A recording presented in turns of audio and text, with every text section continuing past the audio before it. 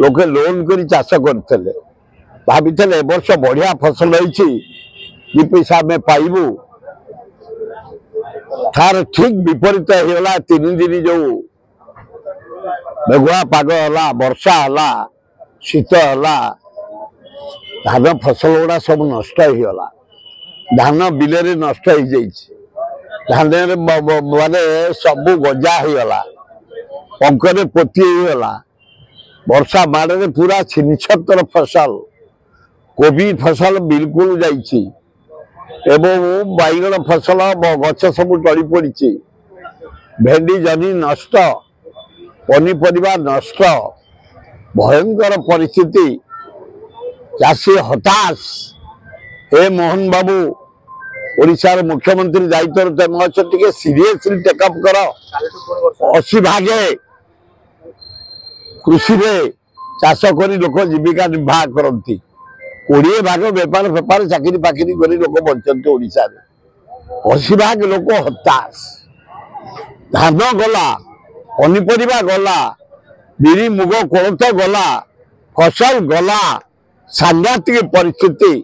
A chief secretary महोदय कहीं बस एग्रीकल्चर सेक्रेटरी महोदय आमर केवी सिंह बढ़िया लोक एग्रीकल्चर मंत्री तमें जड़े मंत्री सीना मंत्री संज्ञा तमें जड़े राजा बलांगीर राजा हस्तक्षेप कर चाषी मल्ले हताश ये वर्षा नष्ट करदेला।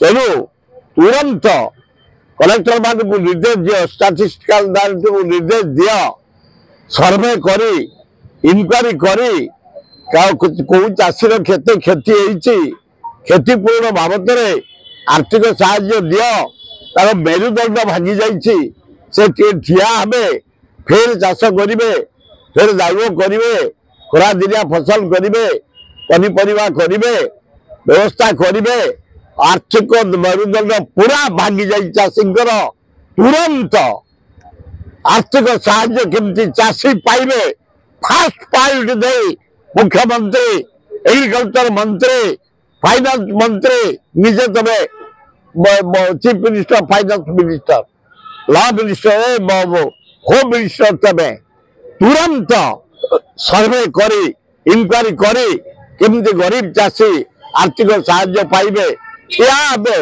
व्यवस्था कर। कोऑपरेटिव नीति रे देखिया गले सेक्रेटरी एवं संस्थार मालिक साजिले वर्तमान गवर्नमेंट एम्प्लॉय जेते सब सेक्रेटरी कोऑपरेटिव संस्था कोन कहबे को ना मो जानि नै कोऑपरेटिव पूरा करप्शन पेठस्थली एही ना नुह 50 वर्ष होला जेते कोऑपरेशन सब आउट खाई धूला धूली 20% कोऑपरेटिव संस्था भल भाव चल किंतु 80% धूली सफा किसी नाई।